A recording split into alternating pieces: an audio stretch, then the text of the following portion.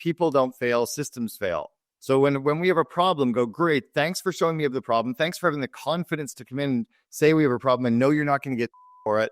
What's the missing system or broken system that we can fix or put in place to ensure this never happens again? We're good to go.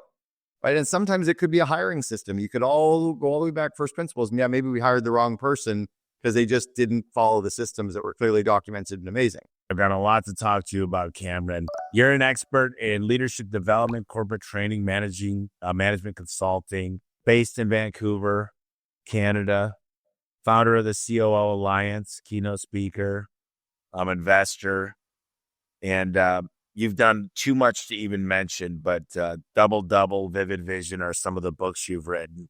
You want to just start the audience? Most people know who you are, but just get out for what you've done in the past, where you're headed. Sure. So I was actually raised to be an entrepreneur. My dad and grandparents were both entrepreneurs, both sets of grandparents, and they groomed my brother, my sister, and myself to be entrepreneurs. When I was 20 years old, I owned my first real business. I had 12 full-time employees, and I was in the home services space. I was painting houses. And that first summer, in 4 months, I painted 78 houses with my 12 employees. And I thought, well, I guess I have a house painting business. I got to be a part of a group called College Pro Painters, which went on to become the largest residential house painting company on the planet. It was a franchisor. I became part of the head office of the franchisor and was in charge of recruiting and hiring and training franchisees in my early 20s. So I was doing that at a young age in the home services space. Helped open up the West Coast of the United States for College Pro. And when I left, we were doing 9,000 hires a year, 800 franchisees and 8,000 painters every year. And then we do 64 million in house painting in the summer months. So I really cut my teeth in that space. Then I went on and did an auto body chain. I was a minority partner in what became Gerber Auto Collision in the US. It's Boyd Auto Body in Canada. It's the largest collision repair chain in the world. We took that from 7 locations to, when I joined, to 65, and then took the company public. I exited and was hired as president of a private currency company that we built and sold. Then I joined my best friend back in the home services space. My parents were disappointed in me. I was going from building a technology company that we'd sold to becoming a junk man. And I joined my best friend, Brian, to take a company called the Rubbish Boys and professionalize the brand and turn them into, when it is now known as 1-800-GOT-JUNK.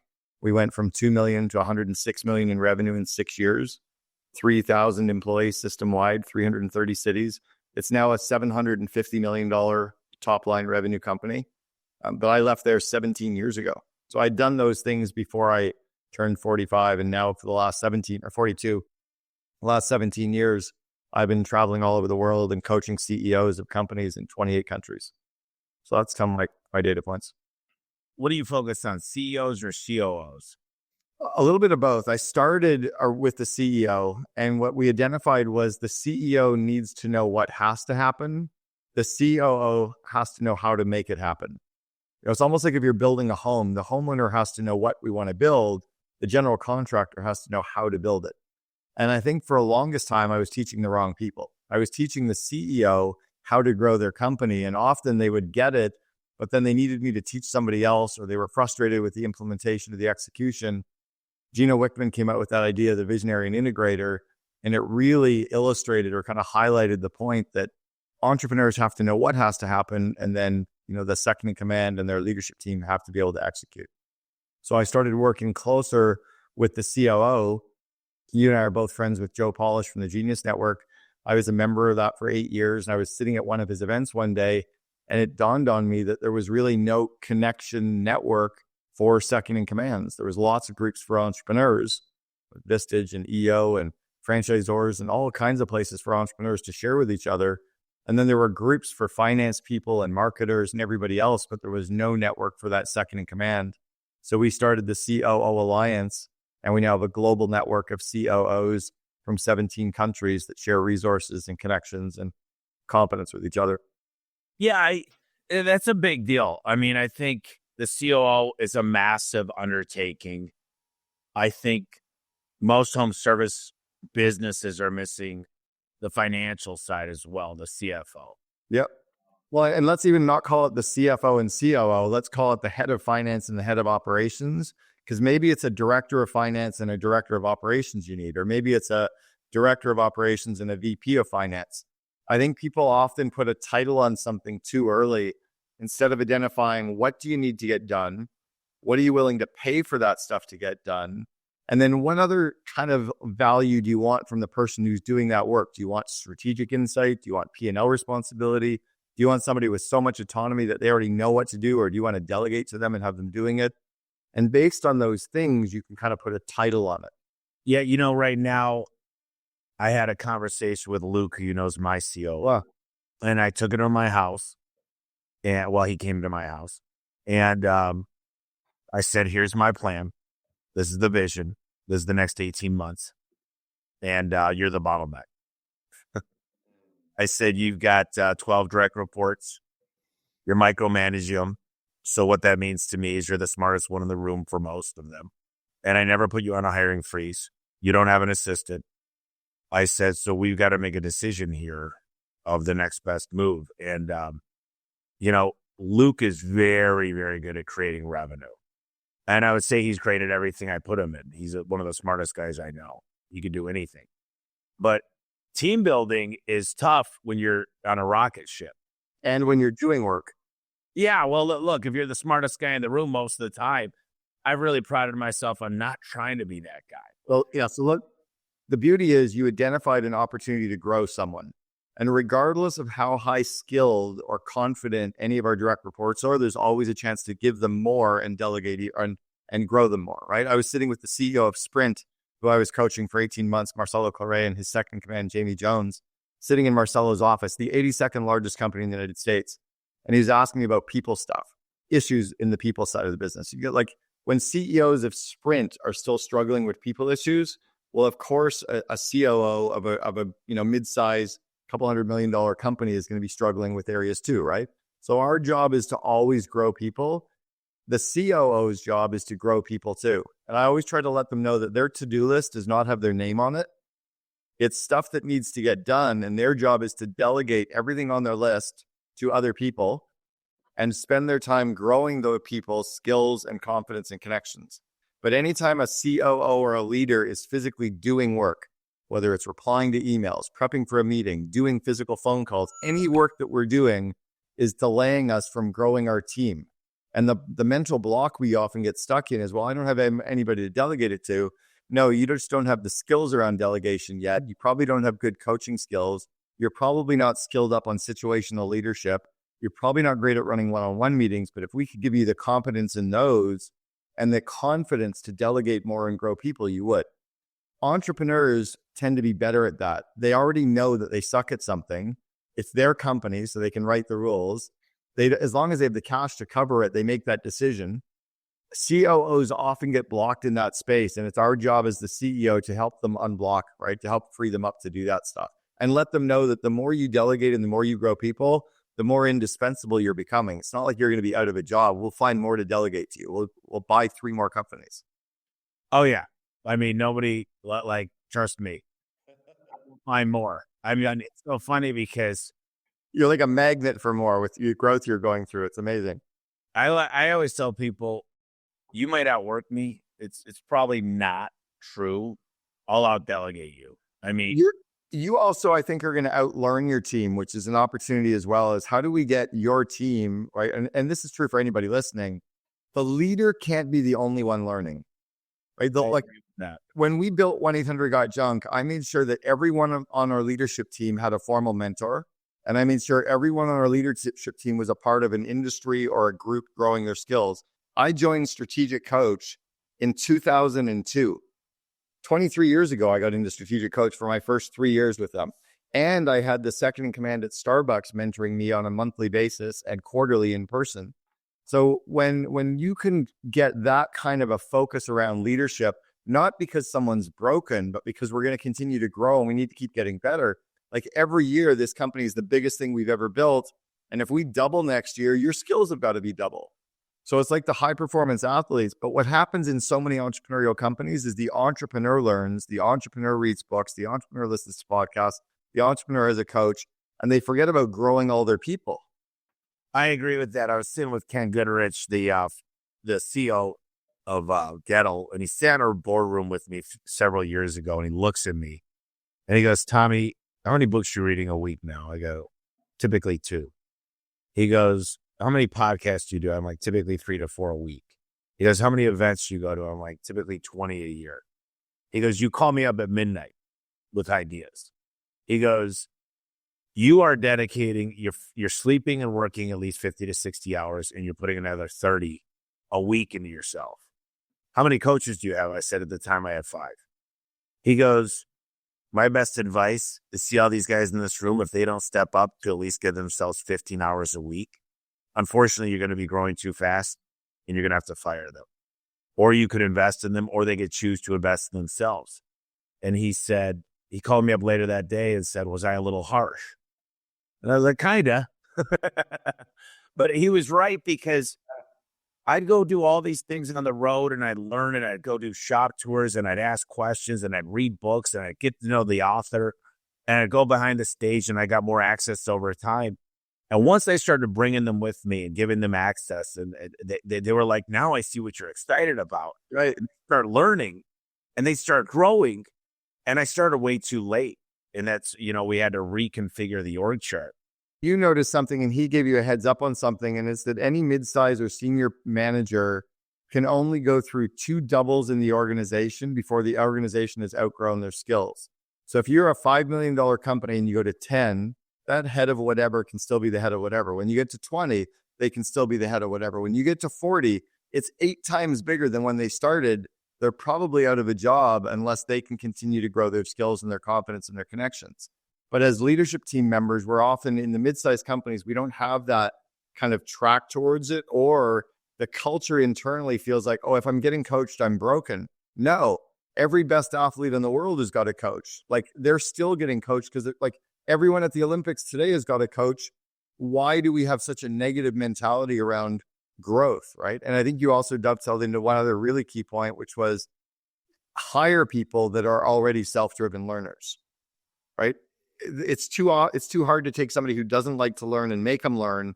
So we need to actually front load that stuff and put it into our normal hiring and interviewing process, and already look to hire people who learn. My 21-year-old son right now is reading Think and Grow Rich for the 3rd time, and he's underlining it. He goes, I'm studying it. That's a self-driven learner. So you got to look for all those people at any age and bring those people into the organization, and then plug them into our learning track. And then they'll devour the content we put in front of them. Yeah, that's a great point. I've got a lot of notes already. I was listening to a little speech by Jeff Bezos, and he said, look, my job as CEO of this company is to maintain the vision. The people underneath me make decisions based on my vision. And he's obsessed with the client, obviously, the client perspective of how does the client win? How does the client win? But, how we get to the vision, I always say there's 10 ways to the top of the mountain. There's a lot of ways to get there. Yeah. I think there's 3 CEOs. There's one with the finance background, like Parker and Sons, that's doing $280 million in Phoenix. He was an accountant. He was a CPA. And then there's the COO, CEO, really strong operations. And then there's me, more of a CMO. I'm a marketing. Love marketing. It's funny, Joe Paul's thing. I love marketing. I absolutely am but now I'm starting to learn, probably these last 2 years, is how do I market better for the right people? Because when the right people are there, our clients win. So there's a subtlety around what you just said that I want to talk about. And I think I've talked about it like once or twice in 25 years publicly, but I've talked to lots of people privately about this. Often marketers or entrepreneurs that aren't strong in marketing think that they need to get more of the clients they already have because our marketing is bringing us those people. Often our marketing is bringing us the wrong people, but we're marketing in a place where those people tend to be. And if we would move our marketing or move our messaging to where our target market is, so it's all about understanding who is our target client. Our target client doesn't necessarily have to be who we have today.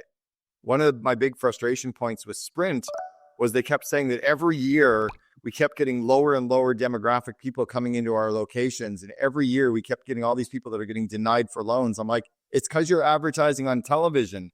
Anybody middle class and upper class left TV 20 years ago. It's like you're hitting people with the digital yellow pages. But they didn't realize that they were spending so much of their marketing on television ads, and all of their clients had moved to digital. So if they would start spending their marketing, like another example for you in the home services space, you probably know this because you're an entrepreneur and you're marketing and you're savvy.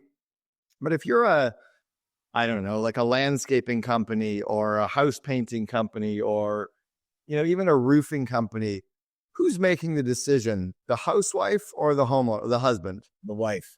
And every guy thinks he's making the decision. But the housewife is saying, who's coming onto my property? The housewife is saying, I don't care how strong their skills are. I don't want those people coming onto my property, which means your branding, your website, your marketing, your messaging should all be done by female copywriters, female marketers, female branding. Why is our marketing dedicated to a male, written by guys, copy from guys, when guys aren't our audience? Men are not hairy versions of women. So when I walked into 1-800-GOT-JUNK, I'd learned this at College Pro Painters. Our job is to connect with the wife because she's making the decision, but let the husband pretend he's making the decision. At 1-800-GOT-JUNK, we would go and flirt with the housewife. We'd make a big deal about how it's so easy to get rid of all the junk your lazy husband can't get rid of, and she'd laugh about it. Meanwhile, the guy's like, yeah, I got the house cleaned. You did. We came in and cleaned your house. You just pointed at it. We did all the work. But we made sure that we taught so the guys that we hired to do junk removal weren't garbage men. We hired fraternity boys and we put them in a golf shirt and we trained them how to build a connection with a housewife and talk about her kids and her garden and the first picture you see in the hallway. We would train them around that stuff. And if you go to our websites today, like 1-800-GOT-JUNK or Shack Shine, or like, it's so clearly focused on the female demographic. Not only is she making her decision at her house, she's making her parents' decision on their home, and she's making his parents' decision on their home because she's taking care of all the seniors in the family. She's making 5/6 of all of the adult buying decisions over 40 years old are being made by women. You're absolutely right. We talk about this all the time. One of the things that I really started to realize is I'm going after male technicians typically, but I got to get the wives talking because all the people I want already have careers. They're not on Indeed, Glassdoor, Monsters, ZipRecruiter, Career Builder, Craigslist. They already got good careers. So if I get the wives talking about how now they're spending more time with the kids, they're coming home with more energy. I got him going to church again. This is a company you could get behind. All of a sudden, she's going to him. Hey, you need to go work for these guys. So when I'm talking about recruiting, and I don't look at recruiting like most people do. Recruiting is not having a job fair. Recruiting is going and getting who your avatar is. And it's almost building where demand doesn't exist. Also blowing away your current employees. Like my number one metric for every company I've ever built is my employee net promoter score. The second most important metric is my customer net promoter score. My third is my profit in dollars. My fourth is revenue. And I can predict how fast a company can scale by how fast I can grow their employee net promoter score. If you can get employee NPS over positive 90%, it's game over, you win. But most people are so focused on the customer or profit or growth that our employees feel not loved and they feel burned out. That's another thing why we have a dream manager. Right. Matthew Kelly's book is spectacular. It is. It really is. We had one in 2001, like 1-800-GOT-JUNK. We had our dream board, our 101 dream goals. Obsessed about that book. It's great.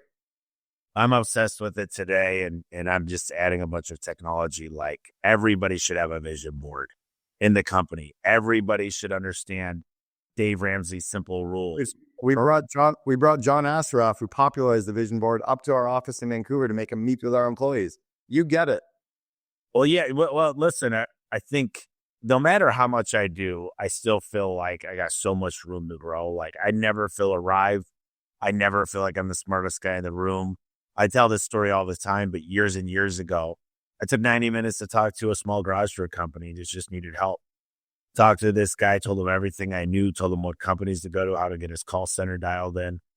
And he goes, why did you do this? I said, well, a lot of people took the time to do it for me. He goes, well, you probably might know this, but I went on the store locator for Chamberlain, which is 78% of the market share of the openers, and you buy more than I do. He goes, you're not on the store locator. I go, that kind of pisses me off. Thank you for letting me know. I made a phone call the next day.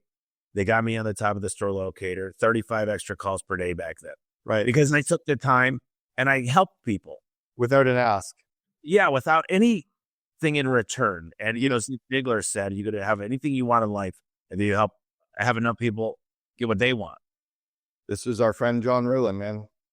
So this is the key, and what most entrepreneurs don't get, and you do, is that if we care about our employees, if we care about their personal lives, if we care about their dreams, if we care about their insecurities, if we care so much about them as humans, more than anyone in their life cares about them as humans, they'll care about our company way more than anything else. But as soon as we focus on the company, they just don't feel as loved.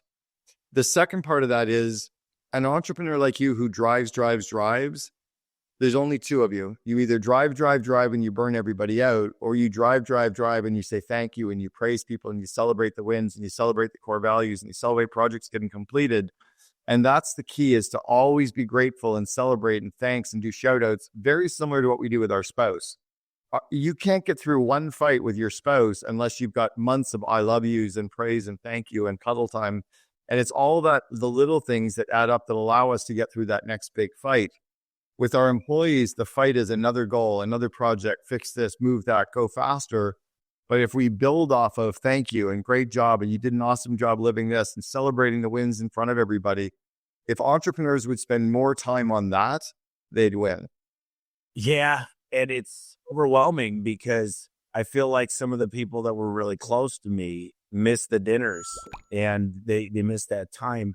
I'm actually building a tool that, and I never found a payroll system I like, so I had to build my own. But it's a simple way for me to say, happy birthday to your kids, happy anniversary, included with business intelligence that I know if the crew had their best day, the market had their best day, you had your personal best day, or you had your worst day. There's only been 4, maybe now 5 CEOs of Starbucks in 45 years, 50 years. One of the days, Howard Behar was the CEO at the time, and Howard would spend 2 hours every single Friday handwriting thank you notes to people in stores inside the 13,000 stores at Starbucks. So my mentor was being groomed as the COO at Starbucks, and he showed me their system. Every Friday, Howard's desk would have a stack of thank you notes and a stack of envelopes, and the spreadsheet would say, store number 207, Frappuccino record, Kansas City. You'd be like, hey, store number 207, congrats on setting a Frappuccino record in Kansas City. Looking forward to seeing you when I'm there this August. Howard. Boom. Kelly, congrats on your 7th year. So he didn't know who to send anything to, but the system showed him. But this is the CEO of one of the biggest companies in the world spending 2 hours every Friday handwriting thank you notes. Entrepreneurs that say thank you to somebody once a quarter are missing the point. As are COOs, right? COOs have to overpraise and overshow. It's the whole 1 Minute Manager by Ken Blanchard, which I'm sure you've read, right? It's praising success, catch them doing something right. But we need to build the systems in place to ensure that, so that we don't forget when we're busy and when we're growing. And that comes along with one of the biggest things I've realized about a lot of the leadership teams I've been involved in. A great executive assistant will actually, and possibly even all the way up to a chief of staff, will allow you to buy back so much time. And as simple little things as email. But most people don't understand you got to take 2 steps backward. They're going to make mistakes. Dan Martell calls it the camcorder. I call it the Zoom method. You were with Dan yesterday. I love Dan. I mean, I learned a lot from him. I'm going to learn a lot from you. I'm glad we got to do this because you make me feel like I got so much more to learn, which is how I always want to feel. Inspiring. What would you say? Well, there's a lot I wanted to unpack there, but I got another burning question because there's so many different leadership. Everybody I know. Let me kind of complete that thought, I think. So if an assistant can help get a bunch of stuff off your plate that's minimum wage job, stuff you're not good at, stuff that drains you of energy, to free you up as a leader to go spend time with people and say thank you and praise them, your job just got super easy and you're growing the confidence and skills of your people. That's the stuff that really moves the business forward, not all the busy work that we're doing. Jim Collins talks about working on the critical few things versus the important many. The critical few things are praising people, growing people, showing gratitude, communicating the vision and the culture, and then letting them do their job. Yeah. Here's one thing that I had a breakthrough the other day with my buddy Chad Peterman on a podcast. And he said, Tommy, I find myself that when I micromanage people, they're not the right people. A great person should be able to go do the research, bring you back 3 options, pick the best one and show you why it's best to do for the company. And I find sometimes that leaders pick people that are not as qualified as them because they feel like either their job's in danger or they just got this tough guy or tough gal mentality of like, this person's going to run circles around me. I'm a little bit like worried that they might take my job. And that's just, it's out of fear. And I don't really understand where that comes from, but it does happen. Yeah. So that's a confidence thing and an imposter syndrome thing that we can work with our leadership team on to help them feel good about that. But the second part of that is often what happens is they build a permissive culture by accident that they're not anticipating. And they create this environment where people feel like they have to come to them for opinions or for ideas. Give an example. I was talking to our coaching CEO the other day, and he said, my leadership team, this one woman keeps coming to me every week saying, do you know how to do this? I keep trying to have an open door policy for her and help her. I'm like, well, what do you say? He goes, I walk her through stuff. I'm like, stop. What she needs is help on thinking. She doesn't need the answer that you're going to give her. What she needs from you, the next time she comes and says, hey, do you have 2 minutes? I have a question. You go, actually, I have open hours, like an hour at 3:00 and another hour tomorrow at 2:00. Why don't you come back during that time? When she comes back at 3:00 in your office hours, you say, so what do you want to think about? Well, I'm thinking about this. What do you think? Go, well, what do you think? I haven't thought about it. Go away and think about it. Come back and tell me what you thought. And then when she comes back and says what you thought, just say, well, then go do it. Or just say, as long as it lives within the core values, it lives within your job description, you're willing to live by the sword and die by the sword, and you've got budgetary approval for it, go do it. But don't ask me. But our job as a leaders is to grow their skills and confidence to do that and stop giving them the answers, stop even giving them the time, and stop doing their thinking for them. Yeah, it's a hard one for everybody in the company. That's one thing though, is like, I find when you ask them the right questions and they're presenting back to you, it's like, and they can speak out loud and they're like, I think I got my answer. Really didn't think through it. Right. The other danger part is when the CEO or the leader speaks first. I always like the leader to speak last. The most senior person in the room should always speak last because we sway their opinions and ideas. Our job is to get them to share their ideas so that we can go, that's amazing, which raises their confidence. Getting them to share ideas gives them the ability to be strategic and to think, gives them the confidence. And then when we are ready to speak, we go, actually, you know what? I had 3 things to share. Kelly got 1, Mark got 1. The other one's kind of stupid based on what I hear. I got nothing. I love that notion. I tell people never, ever, ever tell me no. Because I say, Cameron, if I gave you $100 million and 1,000 badass Navy SEAL people to get this done, could you get it done? And you go, well, yeah, $100 million and the right staff.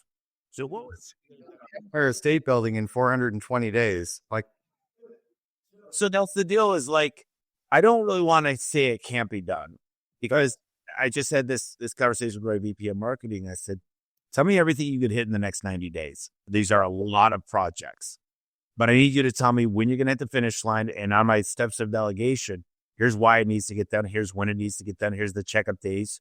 And there's 8 steps and they got to sign off on it. And the deal is, and I'm not perfect at this, by the way, I'm a work in progress, but we were going through this and I'm just like, he's like, what are you going to do about all these other projects? I'm like, I'm going to get them all done. He goes, how? I'm like, I've got resources. I'm like, I could actually hire people. We don't always need to bring on employees to do all the work. Get stuff done faster.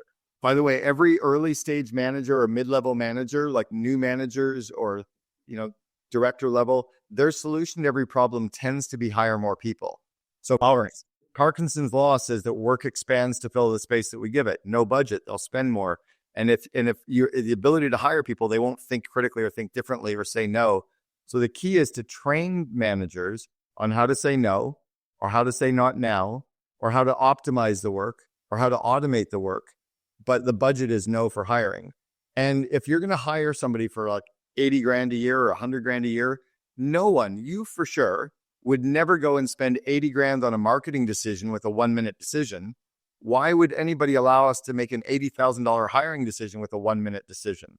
You better pitch me for 30 minutes on the upside, on the cost, on what the results are going to be, on how much gross margin this person's going to generate, on how much autonomy, where you're going to get them. Like, you better sell me for 30 minutes on making an $80,000 decision. And if you haven't done your prep on that, the answer is no.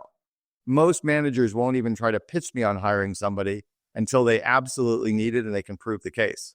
But that's a skill set that we need to build inside of our company, is the ability to say no, the ability to prove ROI. It's kind of like Dan Sullivan's decision filter, his impact filter. But I add a layer to that, which is what's the ROI? What are the three inputs in terms of people, cost, and money? And how does it grow our employee net promoter score, customer net promoter score, profit, or revenue? Because otherwise, every idea sounds like a good idea. Yeah, I know. One of the funny things is a lot of people come to me and they're like, "You're going to kill me." They come with a big mistake and they're like, "We've been paying rent on that lease that we moved out of in Reno for the last 6 months." And I'm like, "Good." And they're like, "What do you mean good?" I'm like, "Well, we're not going to pay it next month, are we?" Right. I'm glad we stopped at 6, not 7. And that means we're going to be more profitable next month. And that means we're creating an SOP to make sure that never happens again, right? Go. I don't mind when people screw up. I'm not going to screw up again. Well, that's the Michael Gerber mentality from the E-Myth Revisited. It's people don't fail, systems fail. So when we have a problem, go, great, thanks for showing me of the problem. Thanks for having the confidence to come in and say we have a problem and know you're not going to get for it. What's the missing system or broken system that we can fix or put in place to ensure this never happens again? We're good to go. Right. And sometimes it could be a hiring system. You could all go all the way back first principles. And yeah, maybe we hired the wrong person because they just didn't follow the systems that were clearly documented and amazing. Richard Branson has this mentality that Dan Martell always talks about, that he goes out and finds the best number 2 at a company and makes him the CEO. I don't know. And, I'm not trying to let my pride get in the way, but I feel like a lot of people, and I'm not saying I'm the only visionary in the world because God knows that's not true, but I usually paint the vision and reverse engineer how to get there with KPIs. Yeah, I would hire a president and COO and not say I'm hiring a CEO. I would stay CEO, vision chairman, and I would hire a COO and like a president COO to run it. Because you're right, most good COOs, presidents aren't good visionary culture people. They can execute on that plan. The one I've seen do it best, though, is Morten Lund, who is one of the founders of Skype and the original investor in Skype. He's got 86 companies up and running. And all he does is start the company, put the team and plan and money in place, and then he walks away with whatever equity he's got at that point.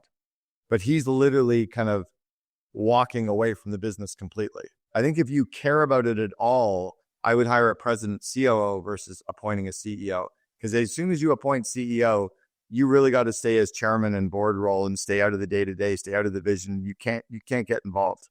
And most aren't willing to do that.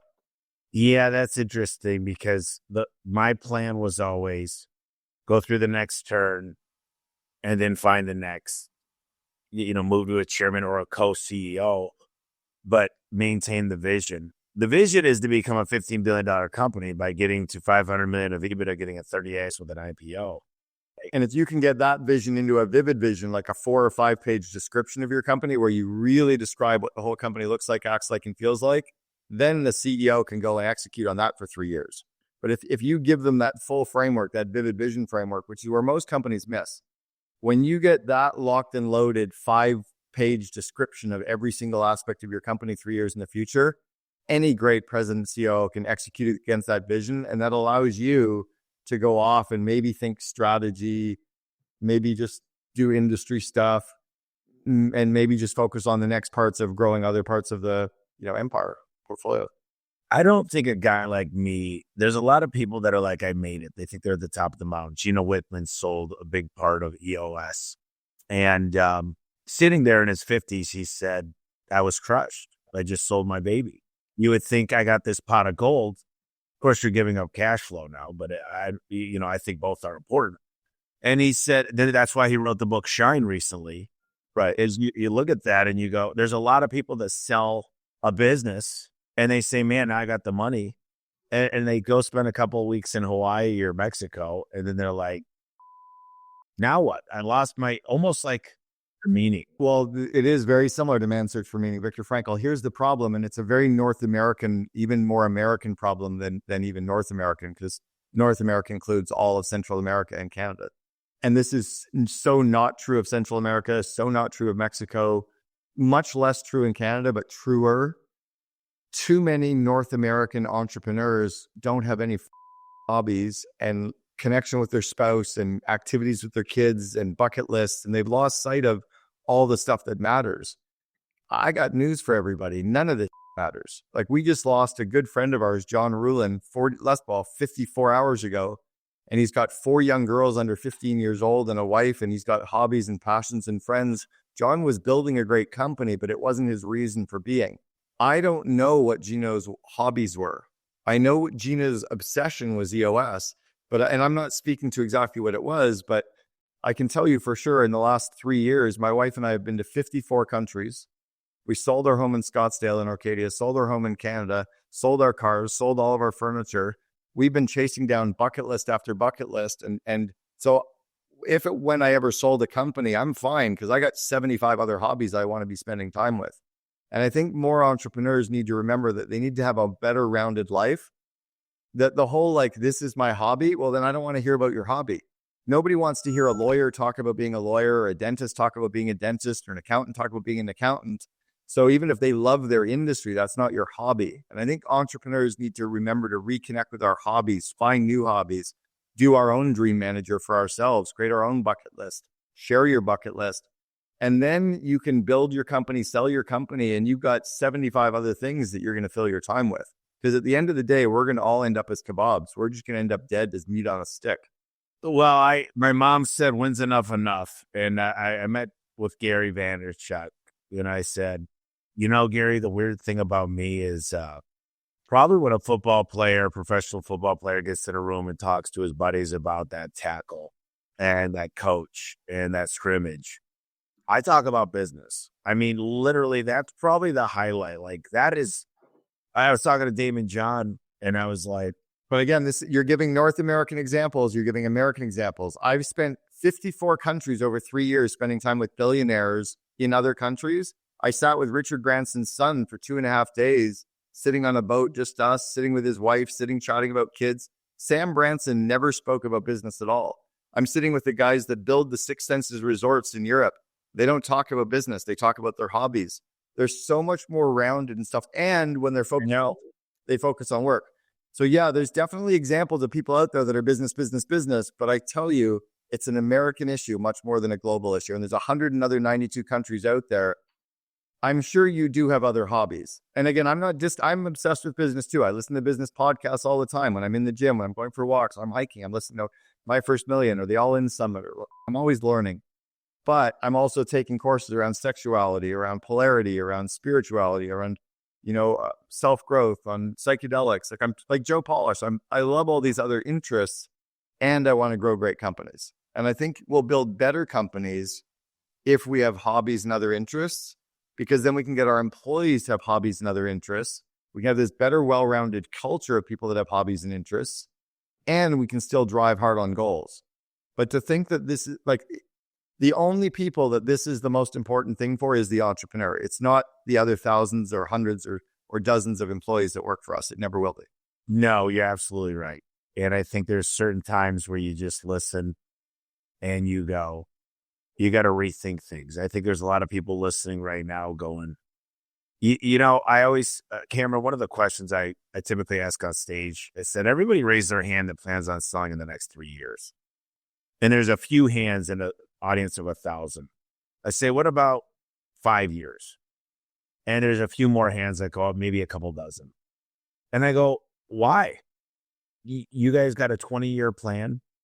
And a lot of people go, why would I sell my business? And I go, well, I believe in equity incentive programs. I believe in profit sharing.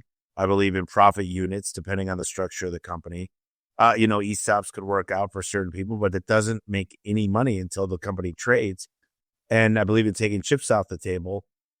I go, I love John Warlow when it comes to build to sell. It doesn't mean you have to sell, but everybody, this like long-term, way too long, especially in this time of machine learning and AI. And I know those are buzzwords, but it's like, it's not going to be the same. We went from Yellow Book to Google. Now we're going to this massive change and, go to autonomous cars and all this stuff. And I just say, are you really living the journey, or is the destination the spot that you want to start living? Because I'm enjoying the out of this. Right now we're going to Morgan Wallen tomorrow night. That's why I'm in Vegas. I got to be on some really cool podcasts today. We're going to Bora Bora. We're building our dream house in Idaho.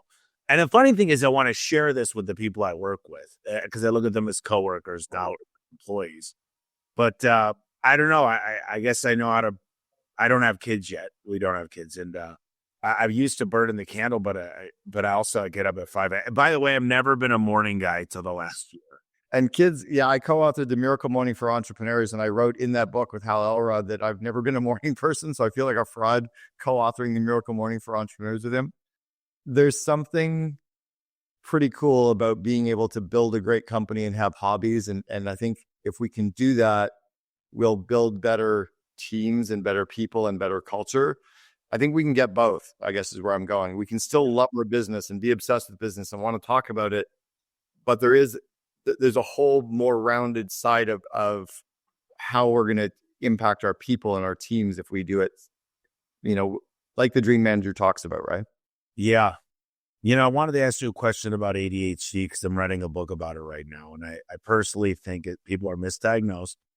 Some people they're on the spectrum, but they call it a deficit disorder.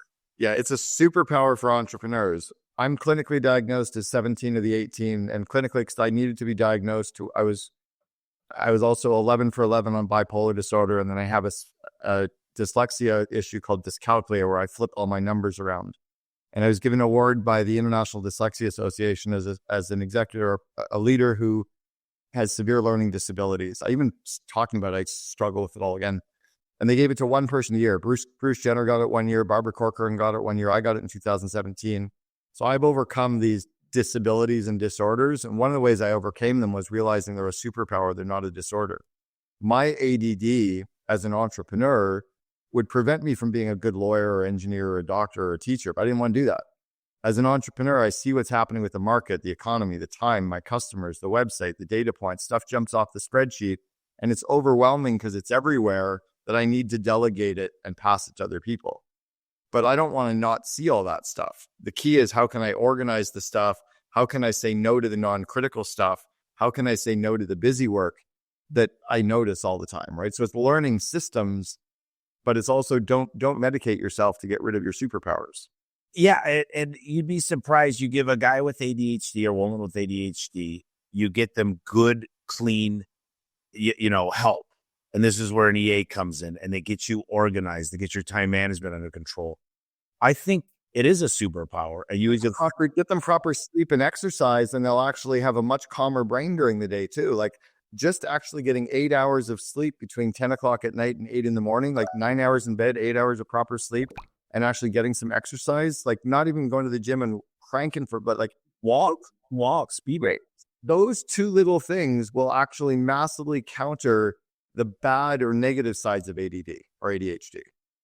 And probably, a glass of wine here and there, but not getting pissed drunk every night. Quit drinking 15 months ago because it wasn't, I still use psychedelics for growth and spiritual work. But yeah, for me, I was using a full bottle of wine every single night, and it was a bad crutch for me.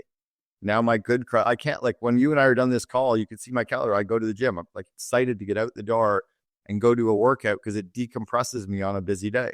It's a reset for me. I'm trying to get a minimum of 20,000 steps a day. And that's a lot. That means well, it's a lot in Arizona in the heat that you're in, right? You got to get up early. You got to do a late walk after you, and you got to, definitely Arizona.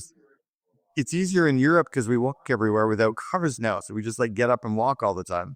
Yeah, it's interesting. I like where this is going because it doesn't need to go about business. I looked at Italy's life expectancy, and you'd think a couple of things. They're growing their own food. The quicker you take it off the root and eat it, the more nutritious it is. And they drink plenty of wine, eat plenty of pasta, but they're bending over, picking up their crops. They're usually, and not everybody, but there's villages. Their pasta is not as gluten problem as we have in North America. Their pasta is better wheat. It's softer wheat. Like it doesn't have the same issues that we have. Yeah, they're healthier. Their portion sizes are better. They walk everywhere. But you know what else they do in Italy and Spain and Portugal and Europe? They don't work all night long. They finish work and they go spend time with friends. They have lunch with friends. They don't eat lunch at their desk. They have dinner with friends. They hang out on weekends with friends. They have hobbies. They have activities. You ask anyone in Europe, what do you do? And they'll be like, oh, I like hiking or I'm surfing. You'll be like, oh, no, I meant to make money. They're like, oh, they don't have the what do you do question. It doesn't even exist over in Europe because they don't give a what we do. They want to know who we are and what are you into and what are you excited about and what are you doing and who are you. I like that, but I've also been involved in a lot of different companies overseas. And I'm like, does anybody work? How many national holidays do you guys have? 40 a month? Like Is there an 8-hour break again where no one's going to be able to serve you? And so I do think capitalism is the best. And I'm not saying that that's not important. Man, that is so important. I'm very impressed. But Well, hang on. So let's do 1-800-GOT-JUNK as an example. North American company, Vancouver-based, 750 million in revenue this year. We give every single employee 5 weeks paid vacation. That includes their sick time, plus all the government statutory holidays, which are like the 12 holidays you normally get, like Christmas and Easter and whatever, Memorial Day and all that crap. So they get 5 weeks paid vacation. Brian sent me a note at the beginning of this summer, the CEO, and he goes, "Oh, I'm giving them all Friday afternoons off." I'm like, "Are you out of your mind?" He goes, "Nobody wants to work Friday afternoon anyway. So all summer we're giving them Friday afternoon." I'm like, "That's 13 Fridays, half days. That's 6.5 more days on top of the 5 weeks." He goes, "Yeah, they love us." I'm like, "You're right." And no one wants to do work at that time anyway. So he has a super happy employee base. They're all raving fans. Nobody quits. They're all super happy. They get their done so they can get out of the office. So they figure out how to delegate. They set better expectations with customers. Why is that a bad thing? it's only a bad thing if you're a customer and you go to a market and you can't get anybody out there. They The hardest part about home service is capacity planning. And you know this. I mean, I've got 60 guys, just technicians and installers training this month. They do. Then you run shifts. You can have night shift, morning shifts. Yeah, and hopefully you could attract those people. And you're darn right. Like if I want to, you know what we used to do? We used to geofence around our warehouse or a building. And now I'm like, no, we have our capacity issues here. Phoenix is a big market. Denver is a big market. Nashville's a big market. Like let's geofence where we want. And let's go after. We need somebody to run the later shifts, nights and weekends. So like, I think going again to the marketing side is like, someone's going to love this job with a nurse, with a wife that's a nurse or a flight attendant and be able to work. And then I'm getting really keen on this idea of working 3 days or 4 days, just working longer hours. Well, we were 7 days a week. I had to fight tooth and nail to get the company to open Saturday. And then I had to push to open Sunday. Once they got it, it made sense. All of our customers were at home on Saturday and Sunday. They want us to do junk removal then. Well, that's the best shift to work because both decision makers are there. And you get tips because they were both like, so all of a sudden, and so what we did is we just ran split shifts. We run longer days. Like you figure it out, right? But you can still give your employees the better work environment. You can still pay, and it doesn't cost you anymore to give them 5 weeks vacation. And you charge them with figuring out what's the system to have coverage. What's the system to have a backup plan? What's the system so everybody's winning? But what happens is the recruiting costs drop, your training costs drop, your retention goes up, word of mouth goes up, and now you're hiring all the best employees away from your competitors because they're only given 2 weeks vacation. You win. The government doesn't prevent us from running a better place and attracting better employees. And as soon as we flip that model, we win. What do you think? You've done this way longer than I've done it. And I've done colors. I've done Breyers Miggs. I've done the 5 languages, the workplace. I've done, what's the other big one I've done? DISC, Colby, Risk assessment. Then there's the Colby profiles, the funders, profile we were doing for a while. culture index, strength finders. Yeah, I never found any one of them that's like at a high correlation. Like, would you have any ones that you are like, you live, die, and breathe by that you feel like this is a great indicator of? And obviously different roles, different things, leadership versus field workers versus warehouse versus call center, I guess. But yeah, I rarely use them as part of the interviewing process unless the interviewing process is really dialed around behavioral and strengths. I use the top grading system from Brad and Jeff Smart out of the book Who or Top Grading. So it's a really tightly dialed interviewing. what is that called? Top Grading was Brad Smart's book, and then his son Jeff wrote Who. I love Who. It's one of my favorite books. So if you follow those systems, then you can bring in some kind of predictive personality profile into the interview late stage, but don't use it as your reason for making a decision. Learn it for understanding more and for being able to interview deeper. Most companies think that it's like, oh, the profile said this, so we'll hire them. I can show you lots of data points when it's wrong. Use the profile as a way to dig deeper and interview harder and ask better questions and do tighter reference checks around the personality profile. Then it's good. The second time that I use personality profiles, and I do one different one a year, is with the leadership team. So as an example, for you and your leadership team, this year I'd have everybody do Colby. Next year, we'd have everyone do love languages. Like you just do a different personality profile every year of everyone on the leadership team. to learn about each other more, to learn how to work with each other more, to learn about ourselves more. But that's like a learning leadership tool. So you get like a Steven Sisler to come in, run disc on everybody, train everybody on disc, and help you talk to each other disc, then leave it alone for a year. That's cool. Then do another one next year. It's all about learning and building. As the leadership teams, we go through this forming, storming, norming, performing model. Another personality profile every year helps you go through to the next forming stage, the next performing stage. When you said you double and that you become kind of extinct because you can't run that business, how does that work? I'm just curious. Well, and it's interesting. I had that discussion with Clayton Mask, who's also from Arizona, the founder of Infusionsoft. We were sitting at a lunch together one day, and I asked him about his growth around people, and he agreed his was double. He said they can only go through 2 doubles. And then Ben Horowitz, who wrote The Hard Thing About Hard Things, said a mid-level manager can only go through 1 triple. They can't do the next triple. So you can go from 3 million to 9 million, but you can't go from 9 million to 81 million, right? It's 2 substantially different. So that's about the same, though. It's about 3 doubles. What you have to do is have prediction around growth, and then you have to think about the new skills that people are going to need to manage that level of growth. So if we're hiring more, so it's looking at what's your org chart look like in 3 years, what your org chart look like in 2 years, what's it look like in 12 months, reverse engineering it all. Even your project plans, like you guys are going into planning September, October for next year. By the end of October, you should know what your plan is for the year, what your budget is, what your staffing plan is for the next 12 months. And then you can sit down and do a skill assessment and say, does our team have the skills and the confidence to do all those projects? Do they need a mentor to plug in? Do they need some consultants to help them? Do they need a course to go through? And then for us at the leadership team level, it's looking at what's on our plate every quarter, and are we always getting up-leveled around that? The danger about reading a new book or 2 books every week is we're often reading stuff that is different from what we're focusing on. And if we can focus our learning around what we're working on now. So if you've got like a leadership team retreat in a month, you should be reading everything you can about leadership retreats. If you're getting ready to launch your marketing plan for the year, you should be reading everything you can about marketing plans. And then don't read about marketing for another 3 or 4 months. I think leaders do a bad job with applying their learning to what they're focusing on right now. Well, I do. I had a mentor, and he's the biggest mentor I've ever had. His name's Al Levy. He wrote the 7-Power Contractor. And I come in after I hired him, and the guy was just OCD. He's like, I want the phones off, sit down. And he goes, Tommy, stop.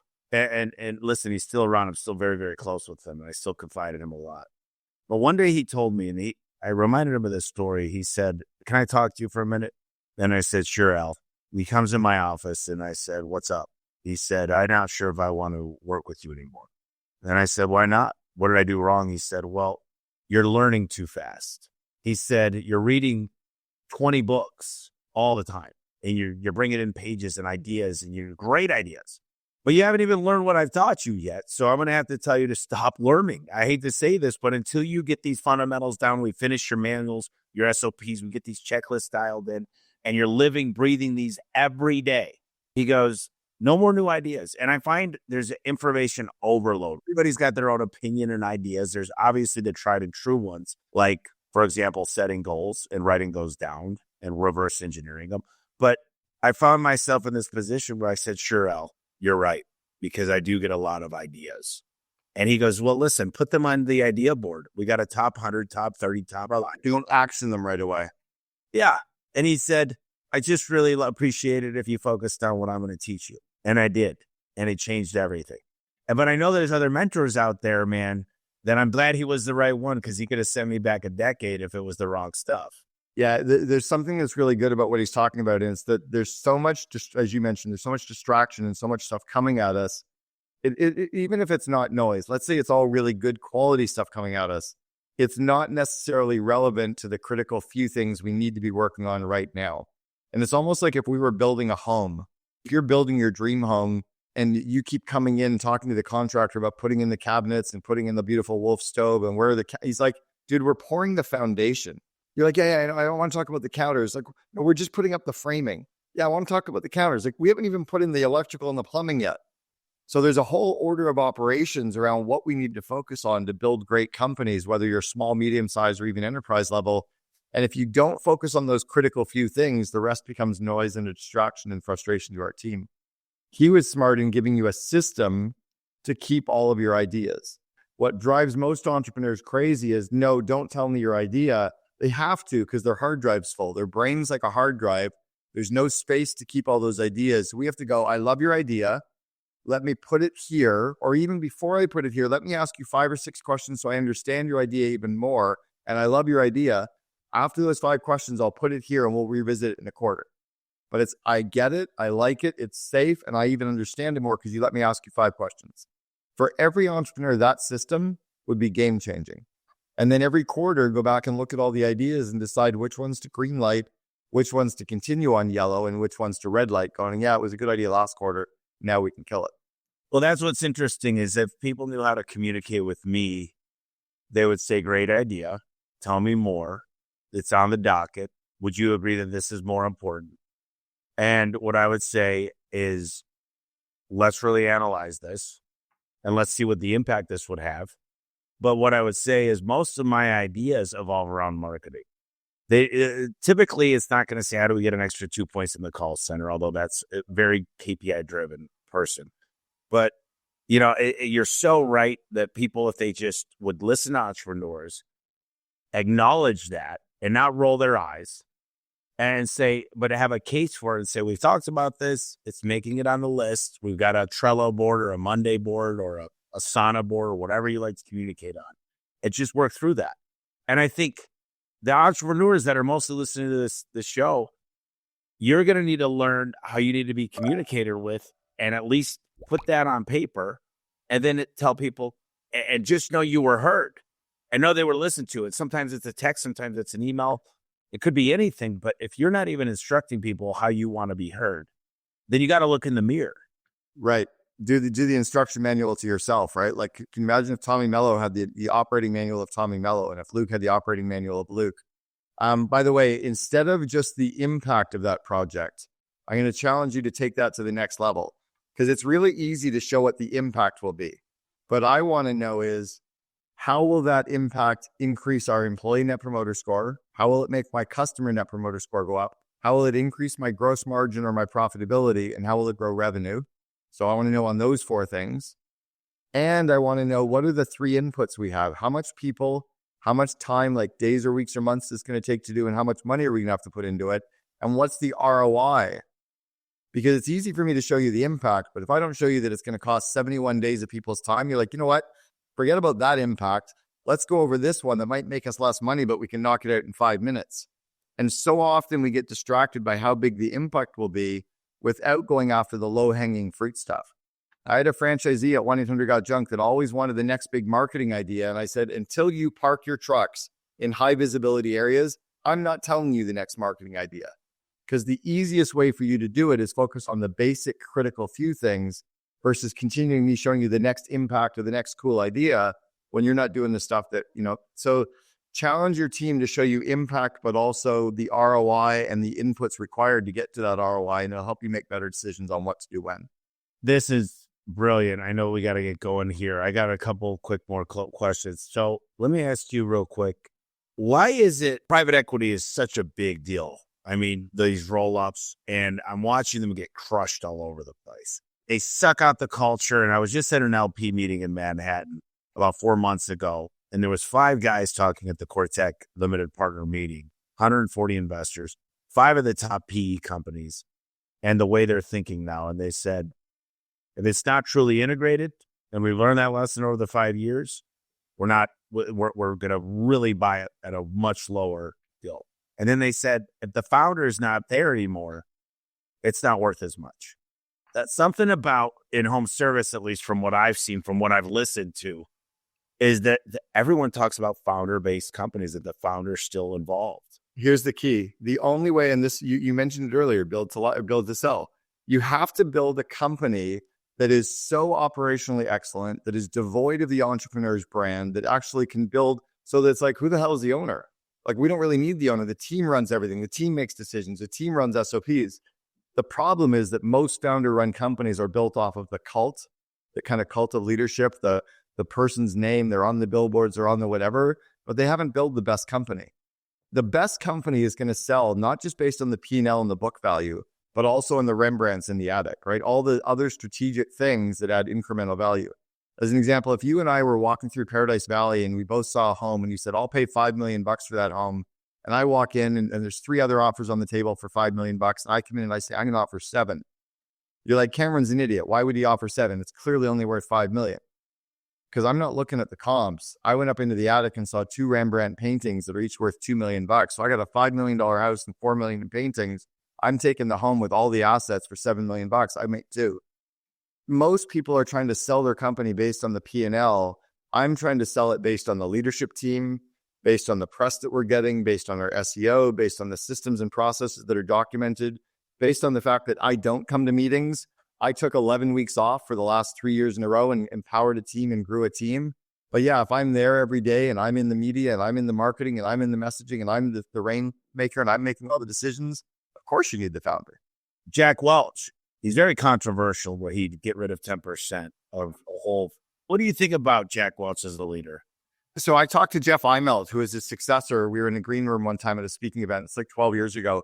And I asked him what was a system that he used that Jack Welch used. I liked a lot of Jack's stuff, but he's also very 1980s, very 1990s. The thing that I like about him is he top grades his team every 6 months. He actually rates all of his employees on a scale of results and values. So I love that. That's not necessarily fire the bottom for 10%. That's about firing people that are not living your company's core values. And most companies will, oh, he's my best salesperson, so I don't care if he breaks the core values. No, get rid of your best salesperson who breaks core values, and everyone else will go through brick walls for you. So what Welch was good at was pushing to get people into the handcuff zone, high results, high core values, and then making sure people were in the right seats, very Jim Collins. But anybody who is not living the core values, regardless of results, they're fired. I think that's just really good. Oh my gosh, I'm going to have to listen. This is the first podcast I've had in I don't know how long that I got to re-listen to. There's a lot of information. Here's something else that Welch was great at. Jack Welch built Crotonville, which was the Leadership Development Academy and Center for all of the GE employees to go through all the Six Sigma and Lean. That ability to grow people's skills and capacities as a leader was game-changing for GE globally. Most companies don't dumb that. So I launched a course called Invest in Your Leaders, which is the skills that every leader and manager needs to be good at. GE and Jack Welch built out probably the best leadership academy in the world. I'd say McDonald's was right up there, Xerox was right up there, and Starbucks was certainly right up there. But most small, medium-sized... Enterprise was up there. Yeah, Enterprise is amazing. Enterprise also is amazing on culture. They hired the right culture people, and you could feel it every time you went into any Enterprise location. When we were building Boyd Auto Body and Gerber Auto Collision, we partnered with Enterprise because they were just so different. You went to Hertz or Budget or anybody else, you never knew what you were going to get. Enterprise still to this day is predictable. I'm blown away. I've got, like, I kind of want to work with you on certain things, like in a big way. Is there any books that you just, I know the E-Myth, When Friends and Influence People, I know Napoleon Hill, like I could go through the ones that are just, you're a couple of them, like, there's so many common books that I really like have read over and over again. But do you got any ones that are like that probably aren't on the limelight? I have a couple, and I like that you said over and over again, because I think what we need to do is have like our 10 core books that we reread every couple of years. Like we should be rereading Good to Great every year or two. We should be rereading Insanely Simple about Apple and Steve Jobs and the obsession around simplicity every year or two. We should be rereading The 5 Dysfunctions of a Team by Pat Lencioni. The 1 Minute Manager, I mean, still to this day, like it's such an easy 2-hour read. It is game changing when leaders and managers reread Ken Blanchard and Paul Hersey's work from 40 years ago. That stuff is, but we don't. We kind of move on to the next thing. There was 1 Minute Manager Meet. There's so many of those books. Brian Davenport talks about it all the time. Commitment, consistency, discipline. Those are like, man, I might have to revisit my core values. I hate to say it. If those are your core values, I'd kill you because you can never have a core value that's a single word. The only time I've ever let a client have a single word for one of their core values, their 5th core value is simplify. I'm like, yes, you're right. That's perfect. But core values have to be very easy to understand. They need no explanation whatsoever. And a single word is confusing. Like, what exactly do we need? So it's a very short, easy to understand phrase, like thou shalt not kill. Right? We get it. Thou shalt not commit adultery. I get it. So simple core values, and you don't get to say a bunch of prayers when you break the core values. You don't do your like, forgive me, Father, for I have sinned. Here's some prayers, go back and keep making the sins. No, you don't break core values. If you break core values, you go work somewhere else, like the government or post office. You have to be willing to fire people who break your core values, and then you have to interview against them, hire people who already live them. I'm obsessed about core values in the company. I love it. What didn't we hit that you want to close us out with? I'll go to kind of honor John Ruhlin, but it's also been my ending point for probably every media interview I've done for 20 years is that none of this matters. This is just what we do to make money. This is not our reason for being. And at the end of the day, none of us are getting out of this alive. So it's about hugging your loved ones and spending time with your friends and family and spending time with your hobbies and enjoying the journey at the same time that we build better companies, but care about your employees because nobody's caring about their humanity that they're going through. And if we care about our people more than anybody else does, they'll go through brick walls for us to build our company.